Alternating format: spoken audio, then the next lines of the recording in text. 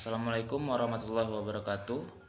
Salam Om Swastiastu, Namo Buddhaya, salam kebajikan. Halo semuanya, perkenalkan saya Muhammad Amrul Imam dengan NIM B1 B1240094. Saya berasal dari Prodi Ilmu Pemerintahan, Fakultas Hukum Universitas Jambi. Pada kesempatan kali ini, saya akan membahas mengenai mengapa korupsi masih sulit diberantas di Indonesia melalui analisis dari berbagai aspek.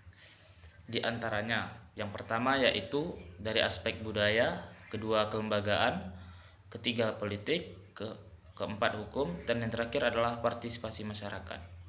Korupsi merupakan salah satu masalah terbesar yang dihadapi Indonesia karena berdampak langsung terhadap pembangunan, kesejahteraan masyarakat, kualitas pelayanan publik, dan kepercayaan masyarakat terhadap pemerintah. Baik, langsung saja kita masuk yang pertama, yaitu fenomena korupsi yang ada di Indonesia. Korupsi adalah penyalahgunaan kekuasaan ataupun jabatan serta wewenang untuk memperoleh keuntungan pribadi maupun kelompok yang merugikan kepentingan publik. Di Indonesia, korupsi masih terjadi di berbagai sektor, mulai dari pengadaan barang dan jasa, pengelolaan anggaran, perizinan, hingga sektor sumber daya alam. Meskipun pemerintah telah membentuk berbagai regulasi dan lembaga anti korupsi, kasus korupsi terus bermunculan hampir setiap tahun. Kondisi ini menunjukkan bahwa korupsi bukan hanya persoalan individu, melainkan telah menjadi persoalan sistemik yang memerlukan solusi yang menyeluruh. Oke, kita masuk yang kedua, yaitu data dan fakta korupsi di Indonesia. Data terbaru yang saya dapatkan dari Transparency International menunjukkan bahwa Indonesia memperoleh skor 37 dari 100 dalam Corruption Perception Index atau Indeks Persepsi Korupsi di tahun 2024 dan berada pada peringkat 99 dari 180 negara. Meskipun mengalami sedikit peningkatan dibandingkan tahun sebelumnya, skor tersebut masih menunjukkan bahwa tingkat korupsi di Indonesia tergolong tinggi dan menjadi tantangan serius bagi tata kelola pemerintahan.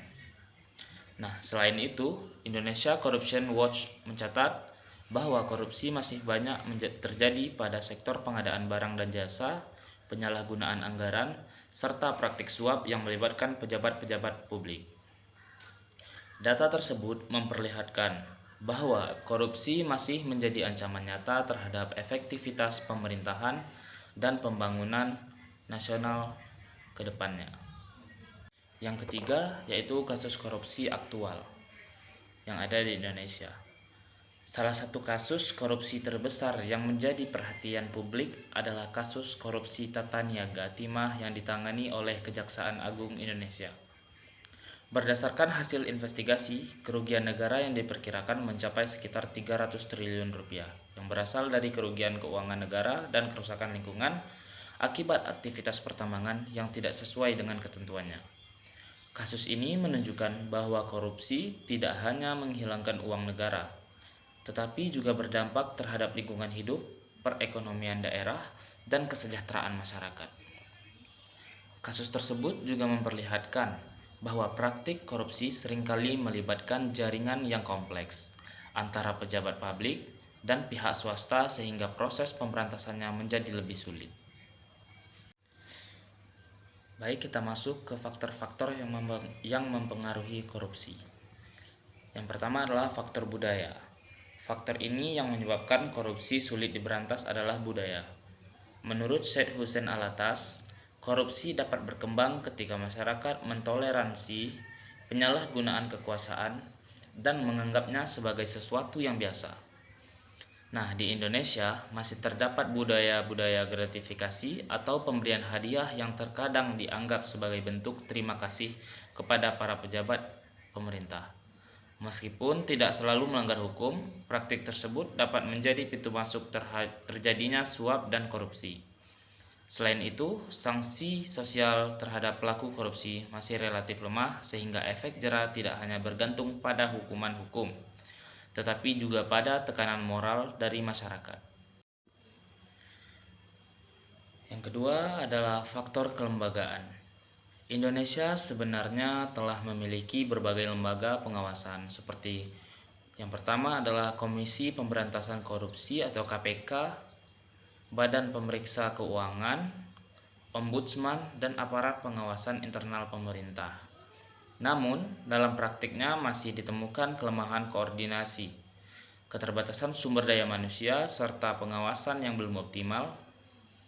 Selain itu, birokrasi yang panjang dan prosedur pelayanan yang rumit dapat membuka peluang terjadinya pungutan liar maupun penyalahgunaan wewenang. Akibatnya, meskipun sistem pengawasan telah tersedia, peluang korupsi masih tetap saja ada. Faktor ketiga yang mempengaruhi korupsi adalah dari aspek politik. Biaya politik yang tinggi dalam pemilihan umum sering menjadi salah satu pemicu munculnya praktik korupsi. Tidak sedikit kandidat yang harus mengeluarkan dana besar selama proses kampanye. Setelah terpilih, muncul kecenderungan untuk mencari cara mengembalikan biaya politik melalui penyalahgunaan jabatan atau anggaran negara. Kondisi ini menunjukkan bahwa reformasi sistem politik dan pembiayaan pemilu menjadi bagian penting dalam upaya pemberantasan korupsi. Faktor keempat yang mempengaruhi korupsi di Indonesia adalah faktor dari aspek hukum. Indonesia telah memiliki berbagai regulasi anti korupsi, termasuk Undang-Undang Nomor 31 Tahun 1999 dan Undang-Undang Nomor 20 Tahun 2001 tentang pemberantasan tindak pidana korupsi.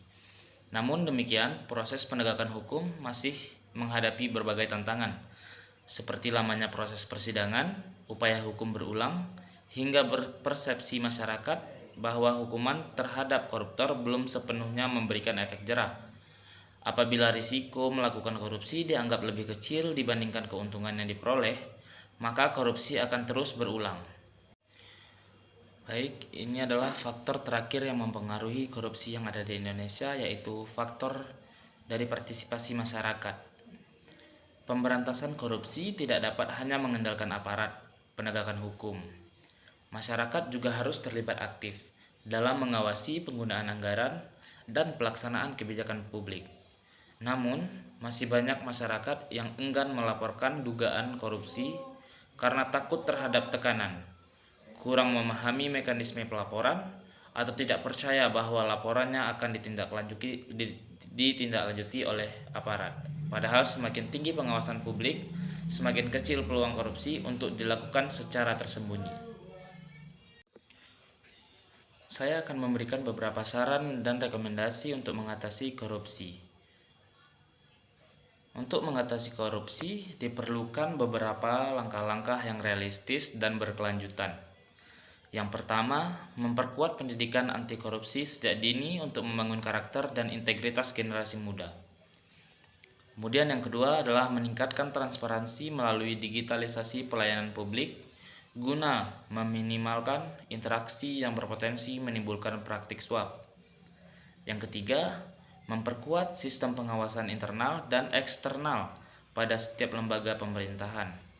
Keempat, memberikan sanksi yang tegas dan konsisten terhadap pelaku korupsi tanpa memandang jabatan maupun status sosial. Yang terakhir adalah meningkatkan perlindungan terhadap pelapor atau whistleblower agar masyarakat tidak takut melaporkan dugaan tindak pidana korupsi. Lalu bagaimana peran pemerintah, media, dan generasi muda dalam memberantas korupsi? Pemberantasan korupsi membutuhkan kolaborasi seluruh elemen bangsa. Pemerintah bertanggung jawab menciptakan tata kelola yang transparan dan akuntabel. Media memiliki peran penting dalam mengungkap kasus korupsi dan memberikan informasi kepada masyarakat. Kemudian, masyarakat berfungsi sebagai pengawas sosial terhadap kebijakan pemerintah. Sementara itu, generasi muda harus menjadi agen perubahan dengan menanamkan nilai-nilai integritas, kejujuran, dan tanggung jawab dalam kehidupan sehari-harinya. Berdasarkan analisis yang telah saya sampaikan, dapat disimpulkan bahwa korupsi sulit diberantas di Indonesia karena dipengaruhi oleh berbagai faktor yang saling berkaitan, di antaranya yaitu budaya, kelembagaan, politik, hukum, dan partisipasi masyarakat. Nah, oleh karena itu, pemberantasan korupsi tidak cukup hanya mengandalkan penegakan hukum, tetapi juga memerlukan perubahan budaya, penguatan institusi, reformasi politik, serta keterlibatan aktif masyarakat. Sebagai mahasiswa dan generasi muda, kita memiliki tanggung jawab untuk menanamkan nilai integritas dan penolakan segala bentuk korupsi demi mewujudkan pemerintahan yang bersih, transparan, dan berkeadilan. Sekian dari saya, terima kasih. Wassalamualaikum warahmatullahi wabarakatuh.